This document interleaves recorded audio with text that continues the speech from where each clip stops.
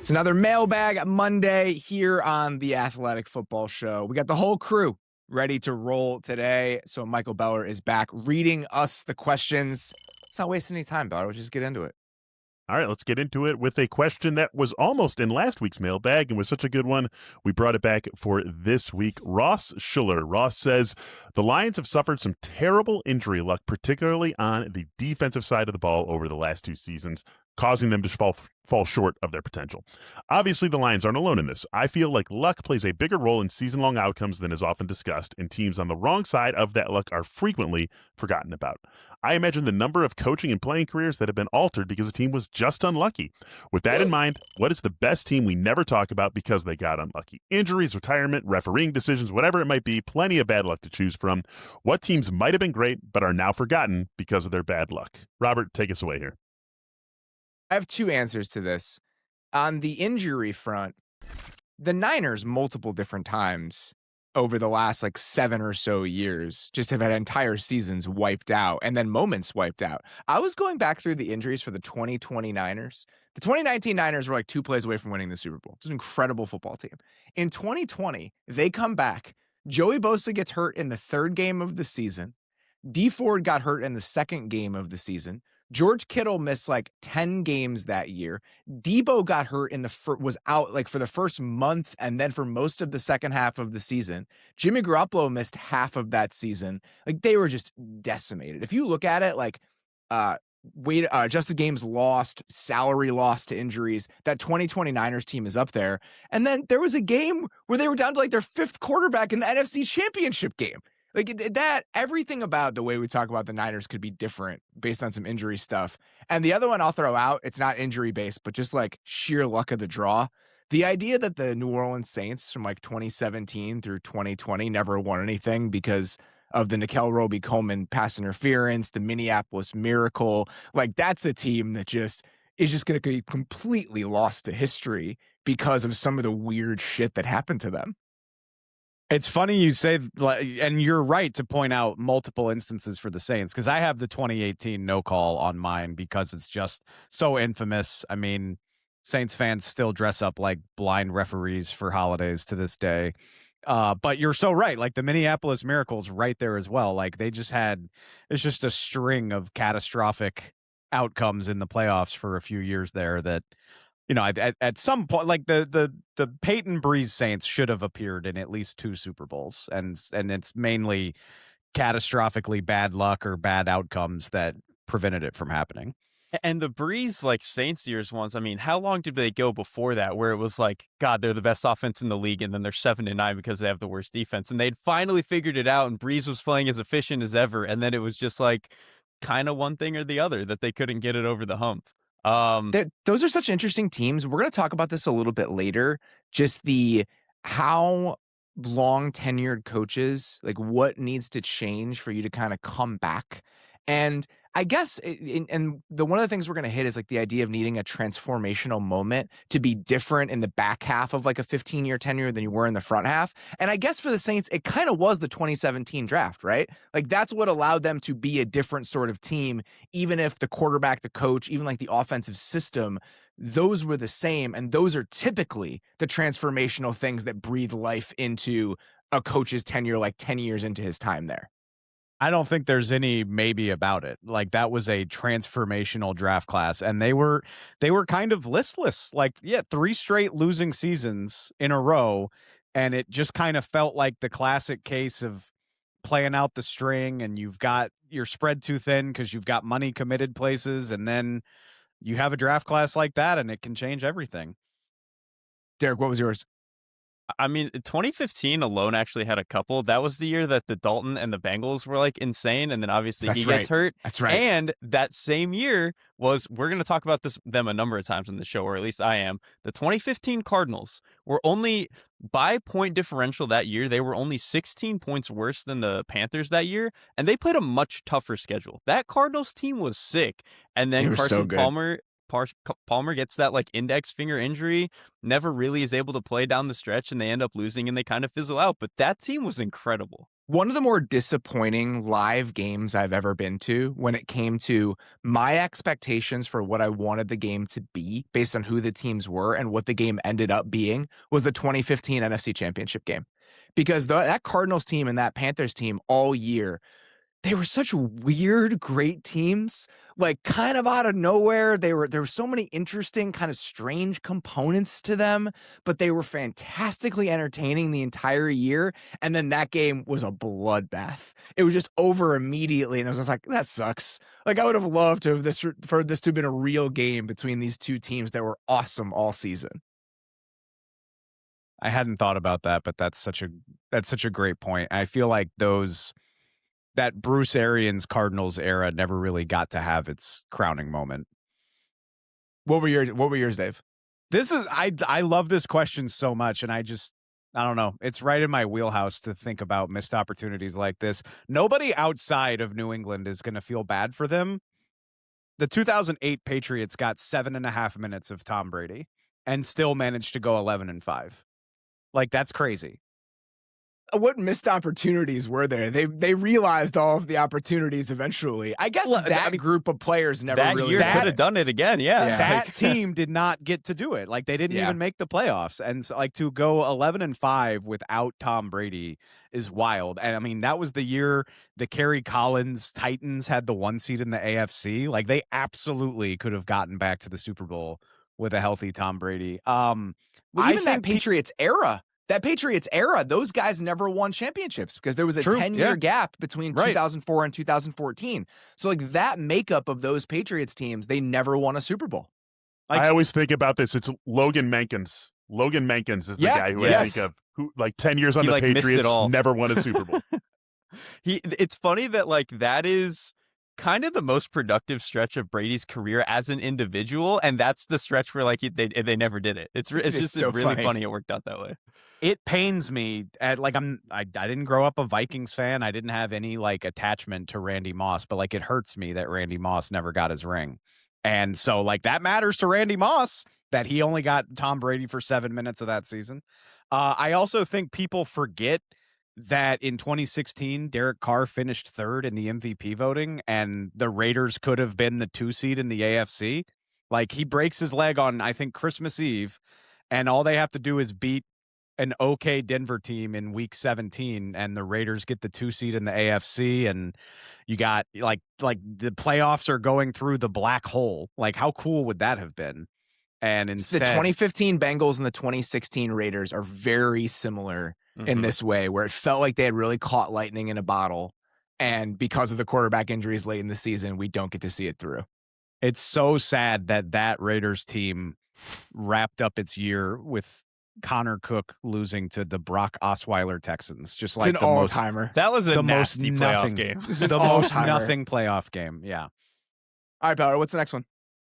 Okay, Tommy Evans Barton asks you guys, so often you hear quarterbacks talked about as whether or not they can make full field progressions, 1 to 2 to 3 to 4, good, or if they're a 2-read and then scramble type of quarterback, bad.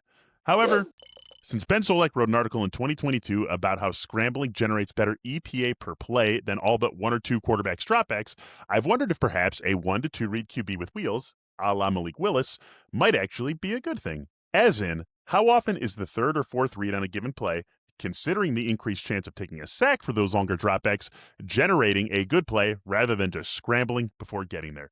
Derek, take this one first. I think this one has a lot of different ways that you can untangle it. So it's like, yes, the numbers bear out that a scramble is more valuable than a pass. I think that there are a couple of complicating factors, though. One of them is that it's kind of a survivor bias thing where it's like the plays that count as scrambles are the ones where they don't get sacked. But there are plenty of those guys who are running around and getting sacked. And so I think that you have kind of that element of it.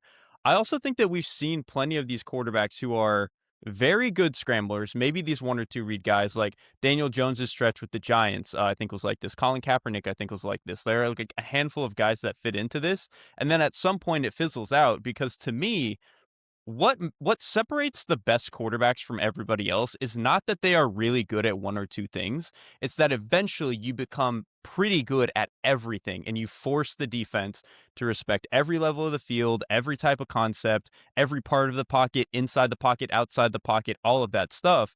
And if you are limited to only being like 1, 2, done, I'm scrambling, I think that that hurts you a little bit. And the last thing that I would say, the best scrambling quarterbacks in the league right now, Josh Allen, Lamar Jackson, Patrick Mahomes, even Brock Purdy, I would say to this extent, the what makes their scrambling valuable is that they do exhaust all of their options before they scramble. It's not 1 to 2 and go most of the time.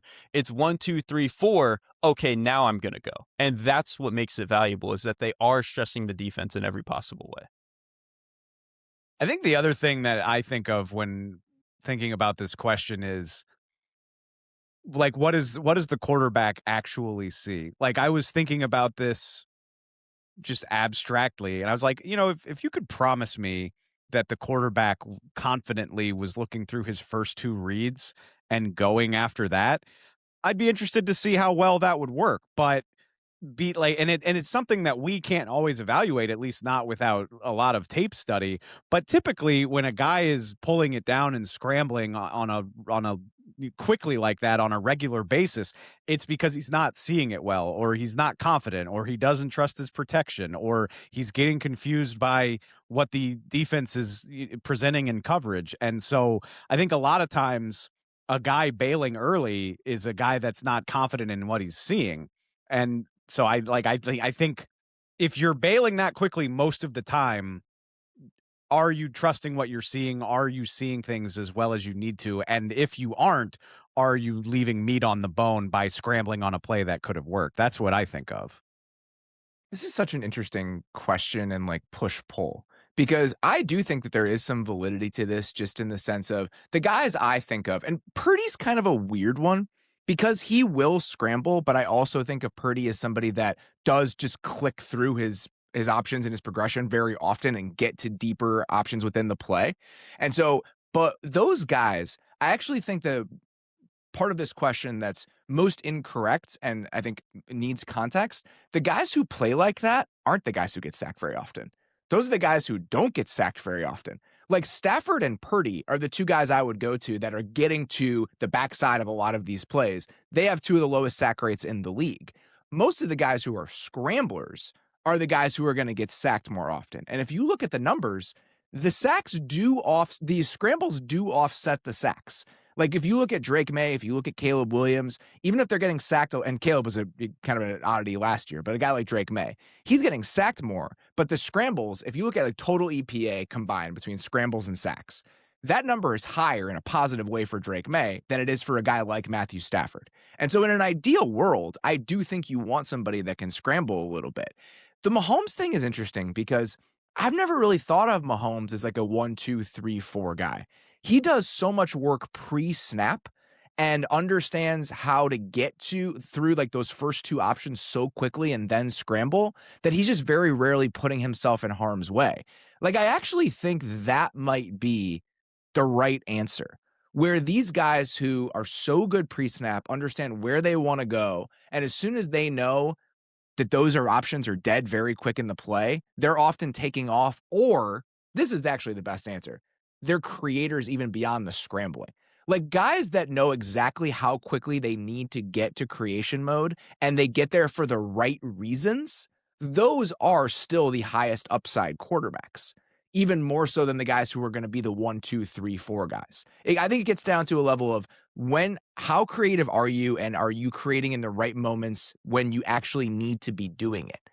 That's a good point, because that goes to what Dave said of like, what are you actually seeing on 1 and 2? You know Exactly. what I mean? Which is, I think, a really good point. Whereas, yeah, I think we all trust that Mahomes gets there. I think probably the best like median outcome for the type of player we're potentially talking about here is like, I think Bo Nix probably, where like I don't imagine him as like some super processor the way that like Mahomes or whatever is, but he generally is kind of like 1 to 2. If I don't like it, I'm going to bail outside of the pocket, and like that can be viable. I think we still have questions about like, what does that actually look like long term if he doesn't build the rest of his profile out a little bit more.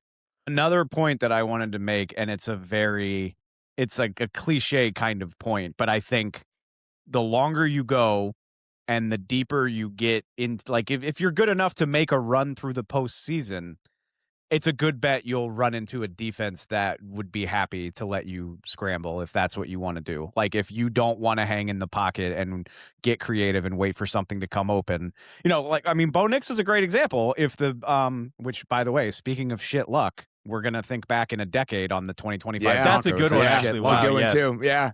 But like, if the Broncos had gotten to the Super Bowl, I would have loved to have seen Bo Nix go against a defense like that, where, I mean, Bo Nix is a very dangerous quarterback for that reason. I think the Seahawks, they probably would have been happy to let him scramble in a lot of those sorts of situations because they're talented enough and fast enough to deal with it. And so I think to the point of the question, I think you could probably get pretty far doing it that way if your quarterback was good enough. But eventually, I think you would run into a defense that would say, absolutely, by all means do that, and we will keep you from breaking our backs.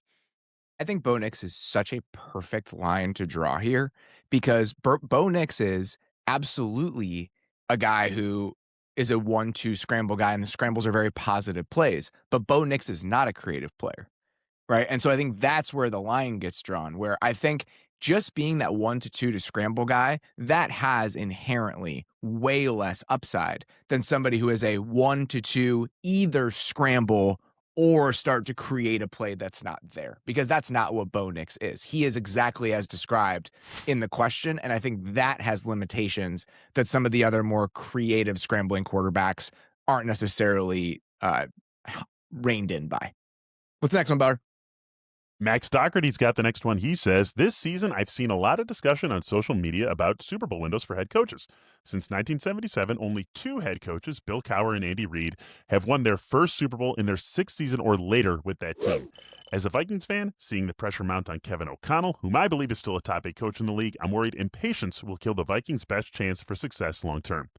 With the firing of Sean McDermott this offseason, who had much more playoff success than KOC has had, is it impatience on the owner's part or something more significant that leads to competent, long-tenured coaches never getting over the hump? To play off what KOC said, are organizations failing these coaches? And how long does Kyle Shanahan have before he has to win a Super Bowl? Dave, you're up first on this one. I love this question It's a an lot. incredible question. It's tough to answer. It was tough for me to come up with a concrete answer to this question because I think it depends so heavily on intrapersonal relationships and dynamics within a building to which we'll just never be completely privy to. Like thinking back to this year, Max brought up Sean McDermott. I mean, Terry Pagula, if you listen to him, said he felt compelled to make that decision based on the reaction in the Bills locker room after they lost to the Broncos, and it was his breaking point. Would that be the case for every owner in the league, or even like a majority of owners in the league? Like, would the breaking point for a different owner have been different than it was for Terry Pagula? Maybe a different owner would have fired Sean McDermott 2 or 3 years ago because of a different playoff failure. So it's tough to know 100%. I think about, ironically, a guy who did get over the hump. Doug Peterson got fired not long after winning a Super Bowl in Philadelphia. And if you try to parse through the tea leaves there, it was a matter of like improving after a bad season and how to freshen up the coaching staff. And it sounded like Doug Peterson didn't really want to do that, didn't really want to bring in new blood. And so that was it for Jeff Lurie and Howie Roseman. Like, all right, then you're out. How many ownerships would have done that? Or would a different coach been more willing to be like, you know what? I care more about my job security than anything else. Let's do whatever you say. And maybe Doug Peterson would still be the coach of the Philadelphia Eagles. So it's hard to come to a concrete answer about something that depends so heavily on relationships. I'm starting to sense a theme for this show, but I do think a lot of it is luck. And I want to get into more of that, but I want to give y'all a chance to weigh in before I do that. I would say like the relationships and the power dynamics are pretty important because like let's take the Bills and then also the Ravens both hired their head coach because I think they're getting to a stage where the quarterback is obviously the most important guy in the building, and they're thinking, okay, if we're going to try to give this one last run in the last 5 years, how can we change things up? You don't change the quarterback, the most important guy in the building, you keep him there. And so they change the head coach. the Niners are a fascinating discussion on the other end, where it's like Brock Purdy's a good quarterback. The most important man in the building is obviously Kyle Shanahan. So you keep him there, and you're probably a little bit more willing to be flexible at quarterback if you need to.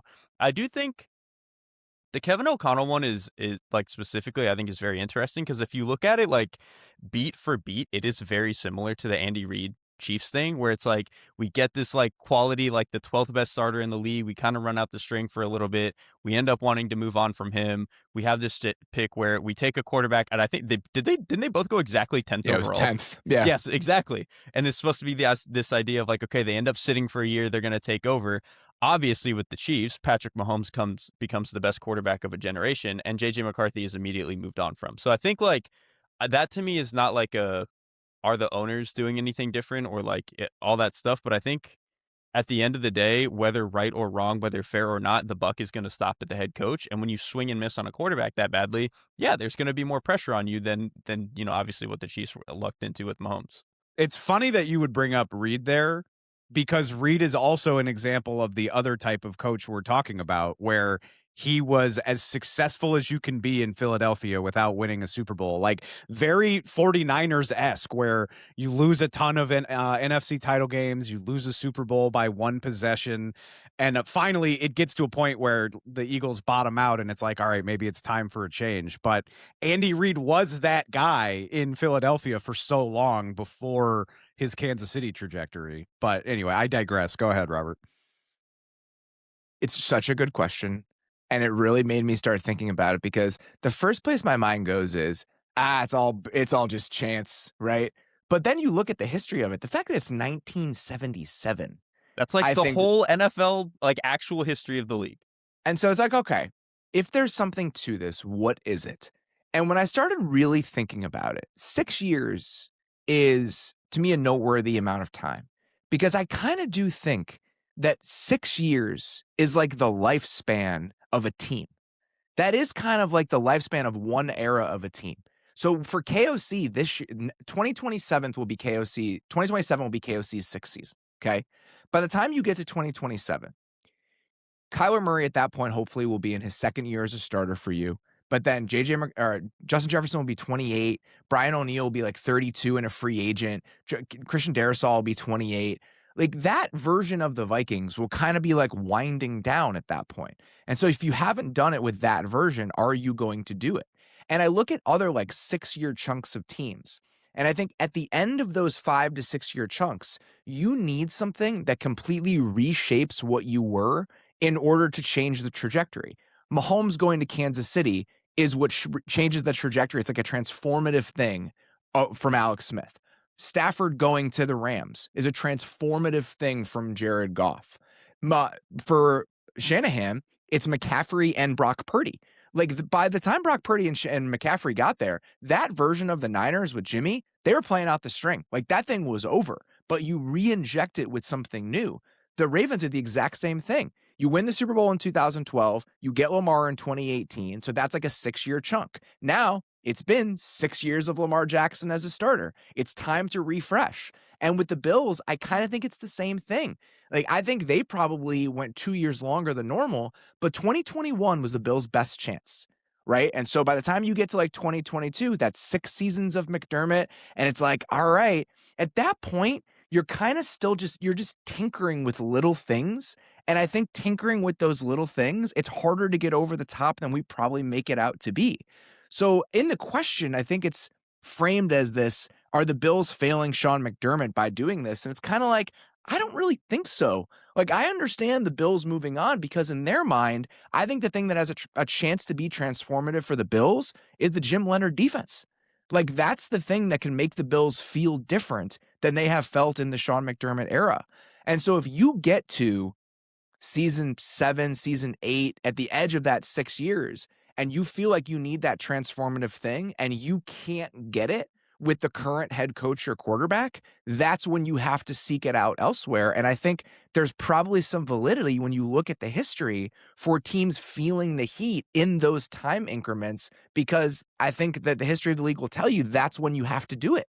And I think it's just like even if Leonard is let's say the exact same quality of head coach, or not head coach, obviously, but defensive mind as Sean McDermott, there is something to like fresh perspective. Because like you're talking about, once you're 6-7 years into it with the same team, the same defense, the same problems, it can get a little difficult for you to like really realize and dig in, like what are the problems here. Whereas Yes. Jim Leonard comes in and he just looks, he's like, I don't know why we did that. That player needs to go. We need to change that. Like it's just a lot easier to see what needs freshening up.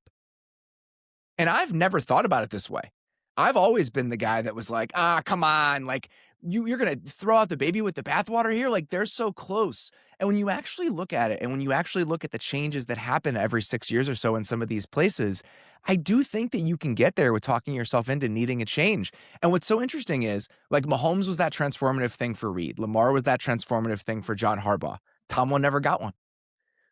Like, if some of these guys just never get one. And so the question really did make me rethink a lot of this stuff. And I honestly think it'll make me rethink how I consider these things moving forward, because I do think there's something there.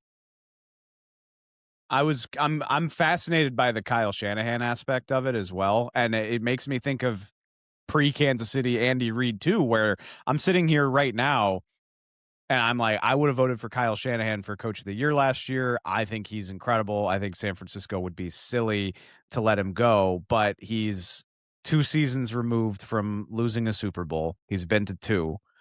And I can't help but think about the fact that, I mean, Andy Reid coached in Philly for 8 more years after losing that Super Bowl to the Patriots. Like, Kyle Shanahan, I would guess, is going to continue to work in San Francisco for quite some time. But when this core eventually ages out, and it's already kind of starting to happen, I mean, you know, Trent Williams has to retire one of these days, even if it's not in 2026. And some of these other guys are getting longer in the tooth.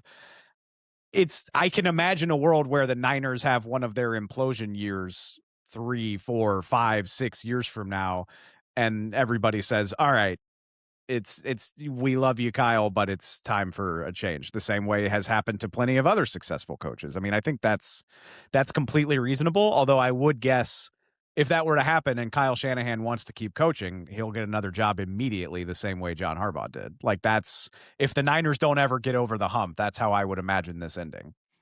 There's also a chance that if you bottom out and you have Kyle Shanahan, but you're in a position to draft another quarterback, I could understand being in that place and being like, Kyle Shanahan is the right person for that quarterback. Like, talk about survivor bias. Like, I think some of this is that there's aren't that many coaches who are so good that it's worth keeping them around as you cycle between these different lifespans of your franchise. And I think that there might be an argument to be made with Kyle Shanahan in San Francisco that he is the rare example where it might be worth doing that, where it's like, we've run out of road with this version of the roster, but I legitimately think if we cycle through a different version of this thing, he would be the right guy to oversee whatever that transition looks like. That just doesn't happen very often.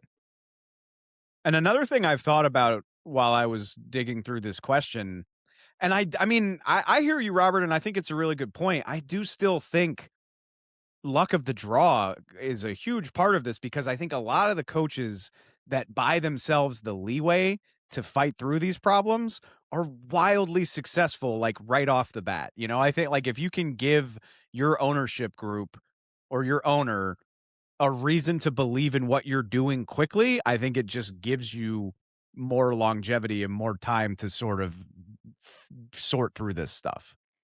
100% agree with that. And I do think that we're in a place that this idea of like, well, you kind of need like 3 years to understand how good a coach is. There's some examples of that. Like the Dan Quinn Lions are a good example of that. But for the most part, Dan Campbell. Or excuse me, the Dan Campbell Lions are an example of that. For the most part, though, we know pretty fast who the difference makers are with the coaches. And I think some of that is that there's so many of these play calling offensive head coaches that element, you need that to be a needle mover right away. And I think part of the reason that it maybe took a little bit longer for the Dan Campbell Lions is that Ben Johnson wasn't the play caller until like year 2.5 for the Lions, right? Like the second season is when he took over starting to do this. And so, but with a lot of these guys, they're calling plays immediately. And there's really not a lot of ambiguity about how good they are at maximizing those pieces. And so I'm with you. I think that in this era, you kind of know how impactful a head coach is going to be pretty damn fast. That doesn't mean you have to win 10 or 12 games in year 1, but you need to make sure like whatever our talent is, this guy is 2Xing it from day one, because I do think a lot of the difference-making coaches are doing that. All right, Bauer, what's our next one here? Okay, before we get to the next one, actually, I want to give a shout to Thaddeus Wazowitz, who had a great question. It was about reputation versus results, specifically through the filter of the Baltimore Ravens. We're going to hit that as an episode right before the draft. So, Thaddeus, great question. If you're listening, wanted to give you the love for that. Be on the lookout for that episode coming in a couple of weeks. The next question in this mailbag comes to us from Sean Higgins, who says, NFL roster construction is complicated. However, the teams that win consistently have a mix of star talent and high-impact non-star players. Players who would be on a 4th or 5th All-Pro team or a candidate for the Hall of Very Good. Robert, we need to talk about bringing back the Hall of Very Good this offseason. I'm down to do it. I'm down to do it. It's such a fun show, and we get to talk about guys like Peter Boulware, which I really miss doing. Let's get back to the question. The first example that popped into my head, Sean's head, was Chauncey Gardner-Johnson. Never been an All-Pro or the best at his position, but on Sundays he has a real presence in the game. Who are some other players in the recent history of the league that didn't receive these accolades but had a big impact on the win column? Robert, why don't you take this one first? I have 20 names. I had quite a few. I don't know if I got to 20, but I had at least a dozen. All right. So my qualifications for this were you can never have been on an all-pro team, first team all-pro. So that's like, and I don't think any of mine have been either. You can't filter by number of Pro Bowls when you're looking up stuff like this, but I think use your best discretion. Like you've had to make like fewer than 4 Pro Bowls to be on a list like this, and probably even fewer than that. Some of the guys I wanted to throw out, you could mention 20 Seahawks from 2010 to 2020. Like they were made up of these guys. 3 guys I threw out there, Brandon Mebane, Michael Bennett, Doug Baldwin are all guys like this. But you didn't even get my favorite. And there's so many Seahawks that you could throw in there. Like KJ Wright is definitely like one of those sorts of players. Like, that's the one, dude. KJ Wright was sensational. It's just like when you're standing next to Bobby Wagner, it's like, yeah, of course the other linebacker gets more pub. It is so telling that the Seahawks have so many of these guys, because this is what sustained greatness is made of, is players like this. And the Seahawks were the best team in the NFL for 5 years because they had so many of these players. A couple others, like in more recently, that I just think are exactly like this. Jordan Poyer is this sort of player. Rob Havenstein, to me, is this sort of player. Like, you need a certain baseline level of tackle play to be really good for a long time. Josh Sweat is this type of guy, like having pass rushers that are consistently like 8-sack guys. They're going to show up in playoff games. Corey Linsley, Shaq Mason, just quality interior offensive linemen of that caliber. And then a couple others I had. Vincent Jackson is this type of guy to me. And then Chris Long. I've got a ton more. Long's a good one. Those are the sorts of players. I was going to do Long. That was good. He was so instrumental for that Patriots team and that Eagles team. That's a good shout. Our colleague now. Those are the types of guys that I had in mind, where it's just like they're never going to be even like top 15 players at their position or top 12 players at their position. But like, and I honestly think the fact that I'm going to guys that are parts of units, it really speaks to, you need the worst player in your unit, or like the second best receiver in your unit, or the second best tackle on your team to be a certain baseline level for you to be successful. And so I think a lot of these players are representative of that idea. I had a couple of guys that were maybe one rung above that, but I had a number of safeties, like Justin Reed for the 2022-23 He's on my list too. I did not Chiefs, mention him, but he's on my list. Yeah. Awesome player, because very much like maybe 3rd or 4th best guy on the defense, but like he let Spags do what he wanted to do. I think John Johnson for the 2018 Rams was like in a very similar boat, where he was a guy like that. And then one more safety, 2021 Jesse Bates was like, that dude was a fire eraser. Like he's too good. He's too good for this list. But he's never made an All-Pro. That's stupid, though. Jesse Bates has never been All-Pro. He's never made All-Pro. Real? He's made 1 Pro Bowl, which is crazy because he's obviously an excellent player. Yes, exactly. He does feel too good for it, but I went to this kind of the same criteria, Robert, where I was like, can't made an All-Pro, and he never did. You're not wrong, but you're kind of wrong. Like, he's been second team 3 times. Yeah, this is just, yeah. He never did just me. it. Yeah. If you have ever been, this is a pet take that I feel very strongly about. Second team All-Pro should count the same as first. Like if you were one Yeah, of I the agree. best 4 to 6 That's players fair. at your Yeah. position, you were an all-pro. Anyway, but I mean, Jesse Bates is still criminally underrated. Like the fact that he's never been first team all-pro is pretty wild. Actually, Corey Linsley did make an all-pro team. That was a holdover from, I made 2 versions of this list. It was one on the couch on my phone last night because I was excited about the question, and then one today when I was actually answering it. So he does not abide by the criteria I had previously set. I feel like this guy is becoming the unofficial mascot of the Athletic Football Show because I feel like we talk about him every episode. I cannot believe that Devontae Smith has no postseason accolades. None. That's crazy. He doesn't even have a Pro Bowl. Really good one. Devontae He Smith doesn't is even have a monster. freaking Pro Bowl. It's ridiculous. Devontae Smith. It almost is seems unfair for that though, because like Devontae Smith is such a unique figure in football history that I almost feel like he can't apply to this conversation. I disagree. Like, I mean, he doesn't have any postseason accolades. I mean, he won the Heisman. That was in college. That was quite a while ago at this point. I think like all-time most productive college receiver who was a top 10 pick. What pick was he? Yeah, 6 or 10, something? I think. I think he No, was. it was later. The Eagles traded down. Yeah, that's right. That's right. I thought the Eagles traded up with Dallas. Maybe Am I that was it. Maybe misremembering I'm this? sorry. Yeah. I think he went at like 6 or 7. He was yeah. the 10th. He was the 10th Okay. overall Yeah. pick, which is what I thought. I'm thinking of I- Waddle. Sorry, wrong Alabama. Yeah, receiver. Waddle was 6th. Top 10 pick that's the most productive college receiver like of all time. It almost feels too good for this conversation.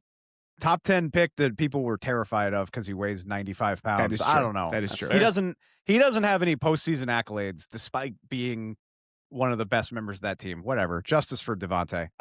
Another guy, he's been second team all pro one time, but if you were to make a list of the most definitive Patriots of the dynasty, Dante Hightower's name would not get said quickly enough. Yeah. He's incredible. The Dante Patriots Hightower are another one of those teams rules. that could have 20 guys that you could throw out there. He's the perfect one. I had Doug Baldwin too, and I would throw in Jermaine Kearse, even though the stats weren't as gaudy for Jermaine Kearse, like just a hell of a football player. Got to shout out my guy, Marcus Colston, never selected to a Pro Bowl, never made all pro in his entire career. Absolutely ridiculous. Eric Armstead never, ever got enough credit for what he was for the 2019 to 2023 Really 49ers good one. teams. And then this is another just guy I love, my guy, Leonard Floyd. You realize Leonard Floyd has 70 career sacks? And He's like, just I know, always around getting 6 or 7 or 8. He's just always doing $10 it. million a year. I know he didn't live up to where the Bears drafted him, but just a very nice career. He was a meaningful piece of a Super Bowl team. I love Leonard Floyd.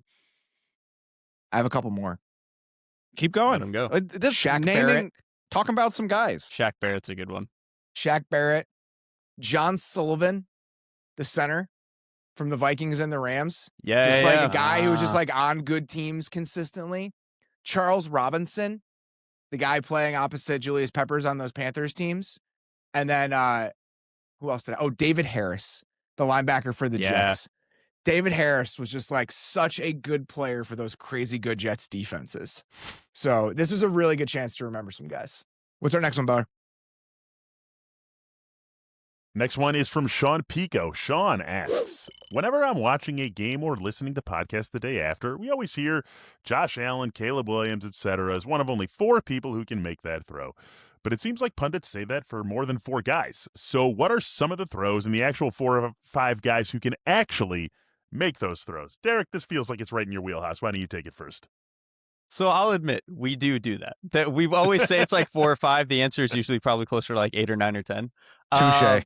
I Yeah, don't think that's right though. But, I think well, it depends on the throw. that's exactly what I said. I was like, it depends on the throw. Because if I like a very specific example I brought up, guys rolling to their left, the way that Trevor Lawrence and prime Russell Wilson can do it is just like those guys could get to that spot in a way that I think is pretty rare.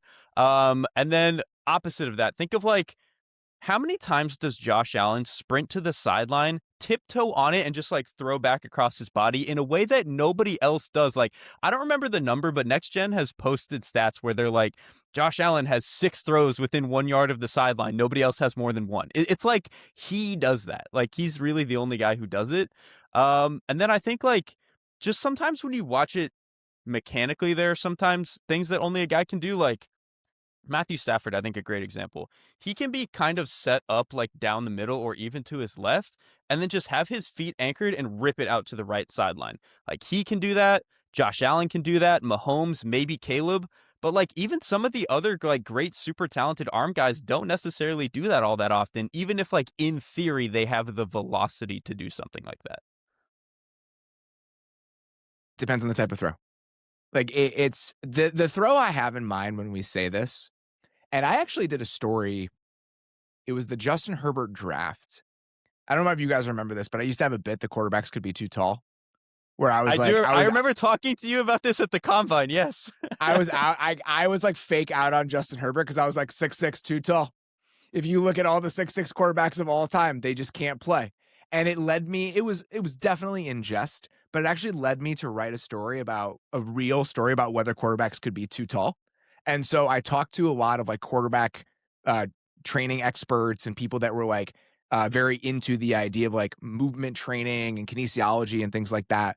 And so we were talking about this like difference between like distal and proximal movements and like how some athletes and the way that they're shaped allows them to do things that a taller player might not be able to because of the length of their limbs. And so when I think of only 4 or 5 guys can make that throw, the plays that I'm thinking about are plays where quarterbacks create a lot of torque in off-platform ways. And I do think that list is fairly limited because it requires a certain body type to do it. And if I think about the guys who are capable of making these sorts of plays, it's a lot of the quarterbacks who are like 6'3" and under, like Mahomes, Caleb Williams, prime Aaron Rodgers, Lamar Jackson, where the way they can create torque and the way their bodies are shaped, the quickness and flexibility plus the power that they can get on some of these throws. The Caleb Williams touchdown throw to DJ Moore in the back of the end zone rolling to his right is an example of this. A lot of bigger quarterbacks would have trouble doing that because of how quick the motion needs to happen. And so I think there are only a small group of guys who can make those sorts of plays. Josh Allen is kind of the exception to this, where he's such a freak that even in a slightly bigger body, the way that he moves, he's still able to get that quick torque through the middle of his trunk to make these sorts of throws. But for the most part, I think there is a specific kind of player that can make the plays that I'm talking about when I say that. And I think the other side of this is like pure arm strength plays, like being able to place the ball in a certain area with almost zero loft. Like the idea of being able to place the ball on the opposite side of the field without putting any air under it, that's another category where it's like Stafford, Justin Herbert, Allen. There are only a certain number of players who can make those throws. So those are the 2 different types of buckets I'm thinking about. And I legitimately do think in those types of buckets, there are only like 4 to 5 guys who can make the plays I'm talking about. This is all very smart and nerdy and worthy of the Athletic Football Show. But do y'all have a short list? Like if I was like, hey, what's your like Mount Rushmore of just the most ridiculous arms in the NFL today? What, like, do you have a list? But that's what I'm saying is it's 2 different types of arms. And so it's not just one list. Like in what I'm talking about with those types of like off-platform moving type of plays, I think Rodgers, Mahomes, Caleb, Josh Allen are probably the guys that I would put in there. Even Lamar doesn't do as much of that. I've always said this. Lamar reminds me more of a thrower, like more of Matthew Stafford as a thrower than he does like some of these other guys with like the core strength that I'm thinking about. I shit you not. I had that same thought where it's funny, like for all the running and as amazing an athlete as he is, Lamar, all of the Lamar throws that are in my head are shit that he does damn near standing still, where he just rips because of how it. explosive of a thrower he is. He's just for there's like the weird nuance with his athleticism and his gifts compared to some of these other guys when it comes to like the highlight plays that we think about. And with Caleb, I was talking to Will Hewlett about this, who trains Caleb, and the idea of like shoulder hip separation, like how far your left hip can be moving away from your right shoulder. It's something that they measure, and Mahomes's is crazy and Caleb's is crazy. Like, there are similarities in how these players move. And I always think that Rodgers, to me, is like the archetype of this type of quarterback. And Mahomes and Caleb are, if you did like a evolutionary chart, they're like extensions away from what 2011 Aaron Rodgers was. Rodgers is the gold standard for me. I think I've said on the show 100%. I've said on the show before just how good I thought he was in his prime. And not only could he do all that shit, it looked so effortless. Like it looked like a wrist flick and he would be able to put it wherever he wanted to. I get your point, Robert, and I think it's right. And I would put Stafford's pure arm strength and ability to throw it through a keyhole 45 yards away up against anyone. But if we're just talking about the Gumby elasticity, slingshot, holy shit, what the hell just happened type of throw, I'm going Mahomes, Josh Allen, Justin Herbert, and Caleb Williams, like the most likely players to make a throw that breaks my brain. That's where I came down. Herbert is also one of those guys that what he can do in that frame doesn't make sense. Like his ability to do some of this off-platform stuff on the move. And again, it's just like the way you watch the middle of his body move on some of these plays. He shouldn't be able to do it based on how big he is. It's actually funny.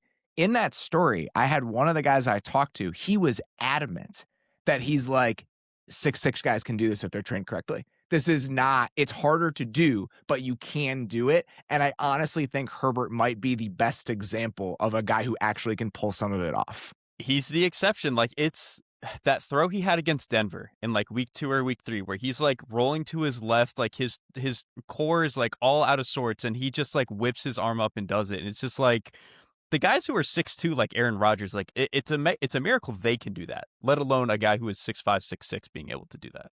What's so interesting about this, the moving to the left, I think is a really good example of this, because the very like small difference that I think is important here, and Trevor is a perfect example of this. In order for Trevor to really get oomph on the ball to moving to his left, he needs to flip his hips and be lined up to do it. And he's incredible at doing that. But some of these smaller guys don't need to do that, right? They don't need to get fully turned around in order to make some of those plays and get some oomph on the ball. And I think that's like the very key difference that I'm talking about when I'm like trying to bucket the types of players and the types of throws that are available to them.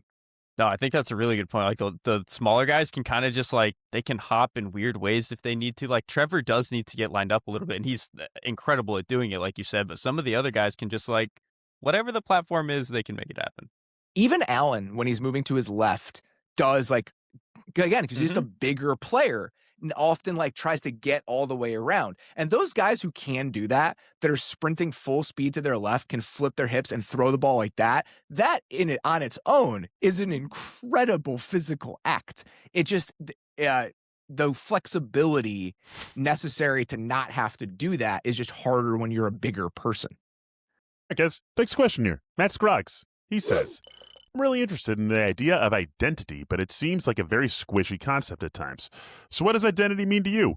As an example, the Rams are mentioned as having had their offensive identity change when they shifted from 11 personnel to more 13 personnel. But does that really mean their identity changed, or just their tactics in service of an identity that has remained the same, i.e. Stafford and McVay make offense go brr? Are there different identity archetypes or buckets? Can it be boiled down to a single dimension like physicality versus speed? Or is it based on a couple of categories like a graph with 2 axes? Help me better understand this, please. Dave, take this one first. I love the word squishy to define something like this. And I think it's so true, and I think it's such a good point. And I think I come down on identity in a similar way to how I feel about momentum. And I hate the way people talk about momentum as if it's just a weight that swings back and forth during the course of a game. I think of momentum more as being confidence, and like the confidence that you like that a team has in itself to do something, and the confidence that a team has to stop the other team. Like is momentum building behind the other team, or are they just doing something you can't figure out and you're freaking out about it? I think something similar about identity, where do you have an identity, or are you just good at something? And when you think of teams with really strong identities, like, yeah, we're going to run the Buffalo Bills. We're going to run the shit out of the football. James Cook's going to do this, and we got Josh Allen to complement it, and Josh Allen can get us out of the holes when we want to, or even on defense. Like, think about the Seattle Seahawks, and they just won the Super Bowl. They have all these suffocating pass rushers. They've got 8 of them coming at any given time. And the way that Mike McDonald pulls all the levers is really masterful. That is your identity. Everybody wants to do that shit. Isn't it just a matter of being good at it? Like, every single team wants to do that stuff.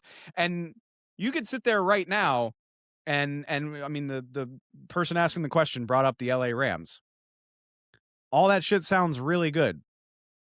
Don't the Rams always want to do that? And when it falls apart, is it because that, like, they got away from their identity, or is it because they're not doing it because their offensive line's not as good or their quarterback got hurt? So I think squishy is an excellent term for this, because I think every NFL team comes into a season with an idea of what they want their identity to be. It's the teams that are good enough to implement them that we talk about and fixate on what their identity is. I think that would be my answer to the question. I kind of took it not in a different way, but I think my favorite part of the way that the question was framed was like based on categories or like axes, like, having like a square chart. I thought that was a good way to do it, because I think a really good example of that is, think of Todd Bowles, Jim Schwartz, and then like Brian Flores and Steve Spagnuolo. All 4 of those guys want to blitz the shit out of you. So that can be your x-axis, right? Like, that's your x. Like, they're all trying to bring 5 and 6 pressure, all that stuff. But Schwartz, his y-axis, loves to play a ton of man coverage. It's all man free. It's all like, we're just going to play man and do it that way. Flores and Steve Spagnuolo, it's a lot of your split safety. We're doing cover 2 pressures, cover 4 pressures. We're spinning guys from who knows where, all that stuff. And then Todd Bowles, while a little bit more of a Rolodex, is still a lot of single high. It's a lot of cover 3 pressures. He'll sprinkle in cover 1. And so the x-axis is all the same. And so you have some underlying foundation of shared identity. And then the thing that separates them is like, what is the like multiplier on top of whatever that is? So I love this question, and I love this idea.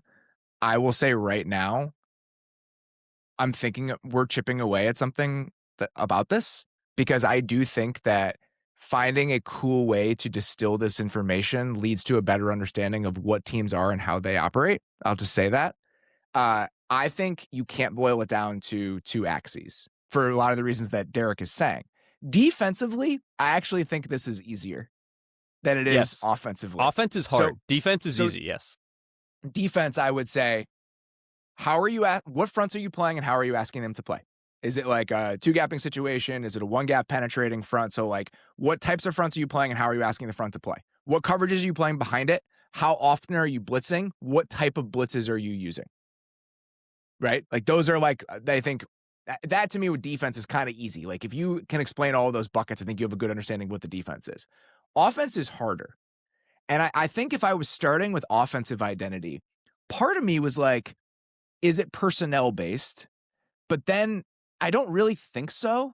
No, right? because that's based on like availability. That's just like, who did we find in the draft? Who turned out good? What free agent could we sign?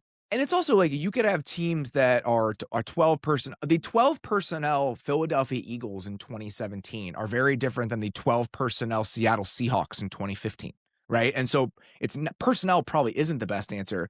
I think the number one thing for offenses is probably under center versus shotgun. I think that's where it has to start, because that bleeds into everything else. Because I think for offenses, how much you tie the run and the pass together, to me, becomes the foundation of your identity on offense, and it all kind of stems out from there. Like, the Rams' identity isn't 11 personnel and 13 personnel. The identity is the same. It's just dressed up in those 2 different ways. So I think with offense, it's much squishier and much blurrier. What Dave is saying to me is so interesting, though, because that, to me, that's a binary of, do you have an identity or not? And I think as I'm trying to figure out that version of it, I think it boils down on offense to a very specific thing, which is, do you have clarity and cohesion in why the elements of your offense are tied together? Beyond whether you run the ball a lot or whether you throw the ball a lot, that to me is having an offensive identity. That goes back to, what is your offense built on? The foundational principles of how you start building the house from day one and how everything becomes tied to everything else. That to me is having an offensive identity. If you have that at the beginning, you could do anything off of it. But that to me is what really having an identity offensively is made up of, and that's where it starts. I think that, I mean, I think that's completely right. I still think the foundation has to be solid. Like, you have to be working with something, and so like, and ultimately When it's I guess not, that's how you tell. It's that's where Yeah. identity becomes lip service, where it's like, we want to be this sort of team and we want to do this and that. Well, it's like, well, the Seahawks to me are such a great example of this.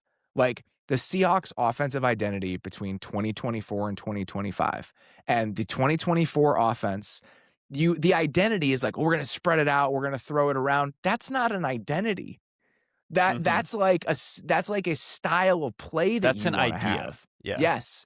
The identity of your offense, watching the 2025 offense and just how cohesive the entire structure of the offense was, that's identity. Whether or not you throw it or run it a lot away from that doesn't really matter. It's like rooted in a very cohesive, clear set of principles that all bleed into one another. I also kind of think what Dave was saying earlier, where it's like, where sometimes some of these teams falters, the Rams have had their down years and all that stuff. It's like, did they get away from their identity? And, oh, they're changing stuff. Are they getting away from it?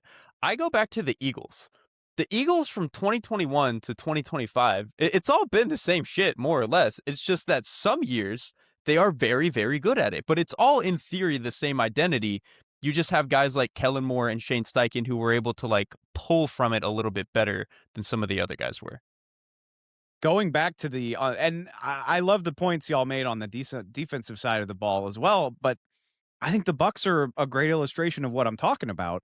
From 2019 to 2022, like Todd Bowles has one of the clearest identities in the NFL. Like, when you're thinking about what he does, it's so clear, it's so obvious how he wants to play.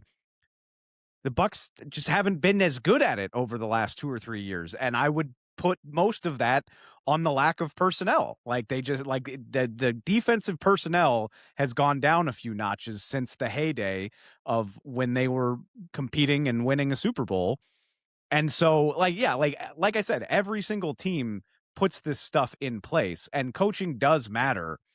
But I think ultimately, for me, it comes down to how good is the personnel that's implementing it. And people like us are only going to notice if you're good enough to stand out, and like Todd Bowles does stuff mostly the same as he always has, but it's nowhere near as fun to watch over the last 2 or 3 years as it was at the peak of that Tampa Bay defense. Okay, last question here. This one comes to us from Jason, and Jason says, one thing both age and games played signal for a quarterback draft prospect is that he was good enough to beat the player in front of him, with exceptions like Cam and Kyler having identifiable reasons they didn't start. Should the fact that Ty Simpson couldn't beat out Jalen Milroe scare us? Dave, this is right up your alley. Why don't you take this one first? I think several things about Ty Simpson should scare you, from the 15 college starts to the size to the second half of the season. This one in particular for me doesn't worry me so much. And I will point out one exception to this rule I think qualifies, that I'm highly commented to talk about. Do not forget, just because of everything that came after, at the age of 21, 3 years into college, Joe Burrow lost a quarterback competition to Dwayne Haskins and had to transfer to a more empty quarterback room to get his shot. It's a little bit different, but like, Joe Burrow could not beat out. And I mean, Dwayne Haskins was a first-round pick. He was a talented player, but he had to leave to get a better shot to get onto the field because Ohio State's quarterback room was too talented. So doesn't worry me that much. In addition, the other thing, we're certainly, even if you like Ty Simpson, which I do, we are not talking about taking him first in the draft. Ideally, you're not even taking Ty Simpson in the first round. Like, I think Ty Simpson fits perfectly somewhere between pick 33 and pick 65. And so when you're talking about that far back in the draft, I think it's a sliding scale. Guys are getting picked there for obvious reasons. And so I think you just have to make peace with more things. And like I said, I think the sample size is much more concerning to me than what he did before he got on the field. And I would also say this: college football teams don't give a shit about maximizing the pro value of their prospects. I mean, that's certainly part of it. And you want guys to go pro and make your program look good, so more guys go to your program. But Jalen Milroe, as a flawed prospect, gives you a hell of a chance to win games with his athleticism and his ability to extend plays and all, like, talking about scrambling quarterbacks earlier in this episode. All that shit that can be a problem in the NFL is a lot easier to get away with due to raw athleticism in college football. And Jalen Milroe gave Alabama a fantastic opportunity to win a shitload of football games, even though nobody saw him as a top-tier prospect. So not really, I guess, would be my answer. Like, there are reasons to be concerned about Ty Simpson. This one for me is not very high on the list. It terrifies me. Because it reminds me the most of Mitch Trubisky not being able to beat out Marquise Williams. Because Marquise Williams was a pretty good college quarterback. Mitch Trubisky went 2 overall. Like, we're not talking about the same caliber of prospect. I do agree that it's like a sliding scale, and you can change it a little bit based off that. But I do think even if you are more willing to take on the risk at pick 50, I don't think that means that he is any more or less likely to be a good player. You know what I mean? Like, it also doesn't mean the 15 starts is any less worrying. That's what I mean, right? You're just more. You're more willing to take that risk at 50 than 3 or whatever it is, and I get that. But I still think it does make him a very risky prospect for that reason. Because I think, and Jalen Miller is a good example. Jalen Miller went like 92nd overall, so an NFL prospect. But to me, if you are like clearly a starting caliber NFL quarterback, you beat that guy out every time. Like, that's just my opinion. And there are very, like, the other, I think Dane actually tweeted out the list of the guys who started fewer than 15 games, like, recently. It was Mitch Trubisky. Anthony Richardson was on there. He couldn't beat out Emory Jones, which obviously in hindsight, that's pretty bad.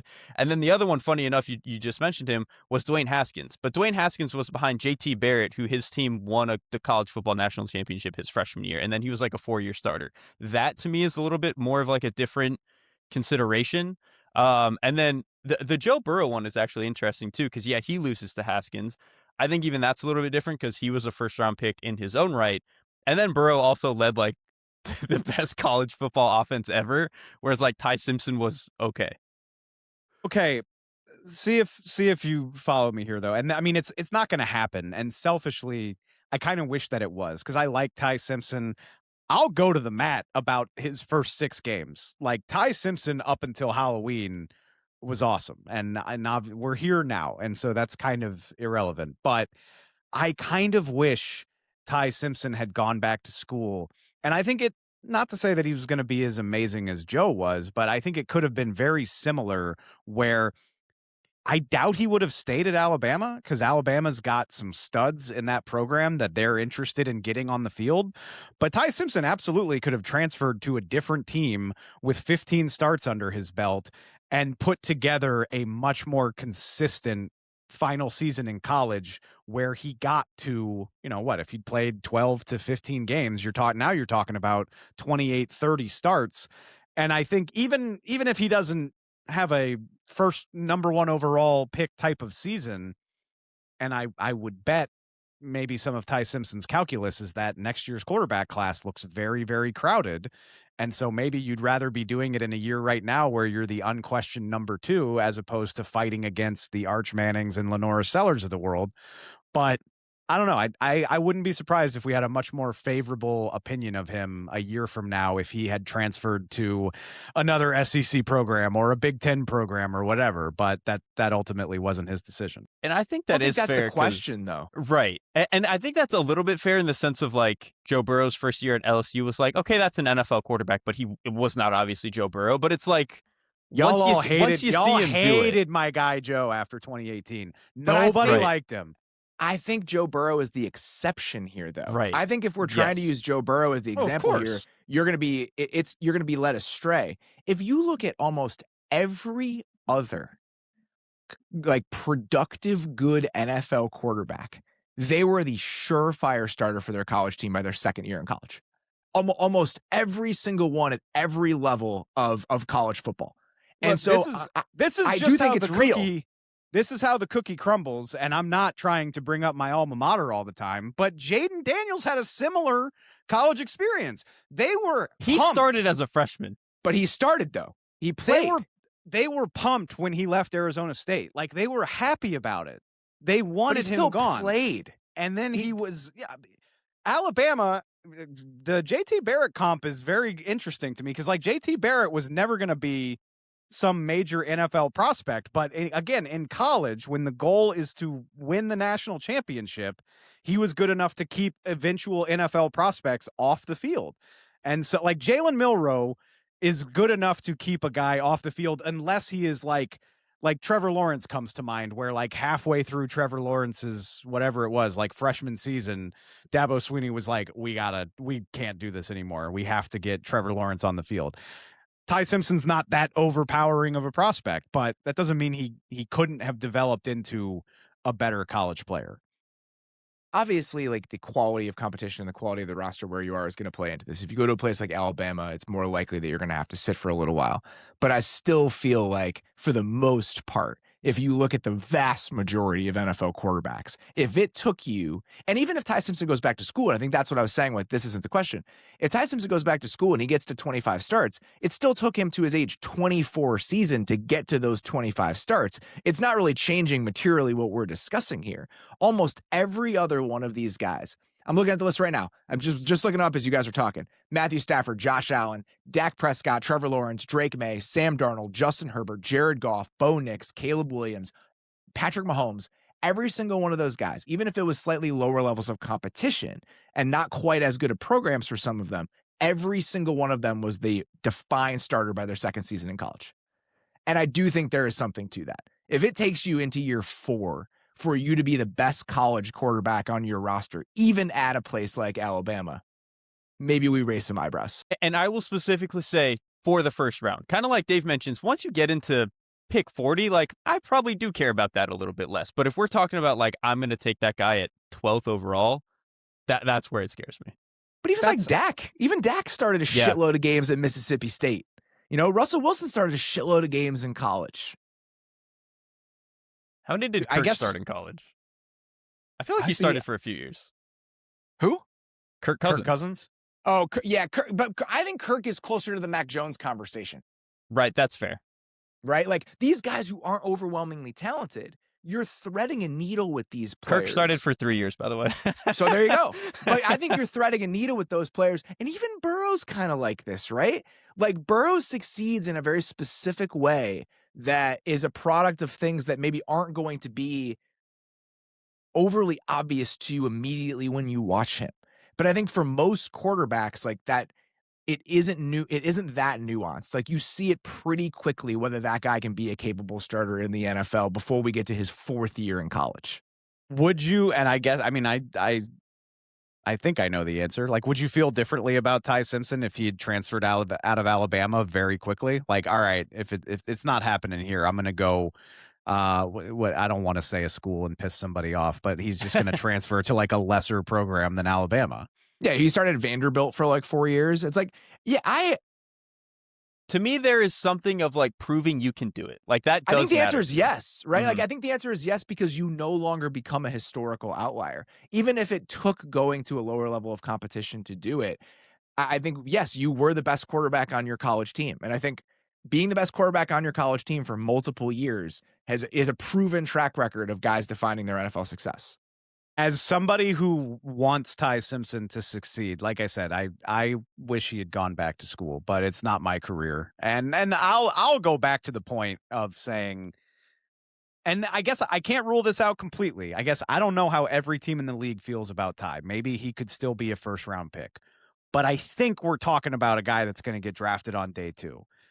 And on day 2, I'm just a little less nervous about all of this. Like, if I was making a franchise-altering pick and he was about to be a top 5 guy for me, then yes, I'd be scared shitless. But if he's going to be a mid 40s, mid 60s pick. And it's like, well, if he doesn't, if we don't feel good about this in a year and a half, so what? People screw up picks in the 40s all the time.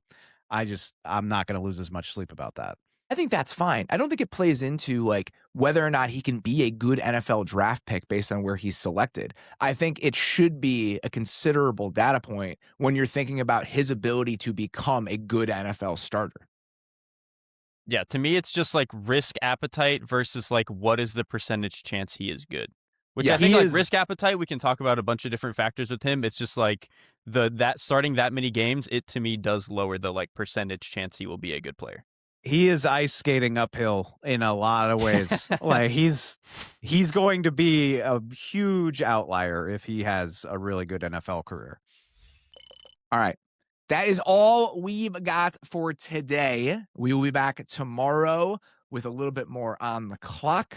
We are doing picks 13 through 18. I think is what we're doing. Look at me. Look at me. Go. 13 I love to the 18. confidence there. After 2 or that 3 is years 7 into and it, 7. we nailed it.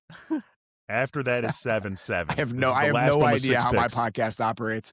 All right, 13 to 18 tomorrow with our guy Lance Zierlein. Very much looking forward to that. So please check that out. We will continue building the beast. We're going to get more Dane here very soon because the beast comes out on Wednesday. So very much looking forward to that. For now, that is all we got. Appreciate you guys listening. Talk to you very soon. Thanks for watching. Follow the Athletic Football Show wherever you get your podcasts. And don't forget to subscribe on YouTube.